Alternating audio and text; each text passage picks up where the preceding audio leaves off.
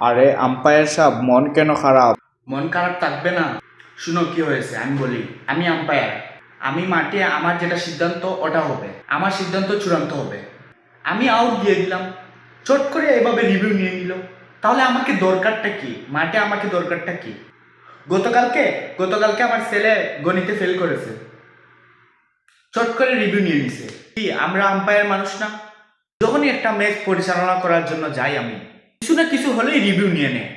আবার যদি রিভিউ নেওয়ার সময় যদি আউট হয়ে যায়, আমি যদি সিদ্ধান্ত নেই যে এটা আউট না, ওরা রিভিউ নিয়ে নিল, যদি এটা আবার আউট হয়ে যায় তাহলে আবার আমাকে এভাবে ধরে মাস চাইতে হয়। এই তো গতকালকে একটা ম্যাচ ছিল, দুটো প্লেয়ারে আমাকে রিভিউ নিয়ে নিল। আমি সঙ্গে সঙ্গে এভাবে দুটো লাল কার্ড দেখিয়ে বের করে দিলাম।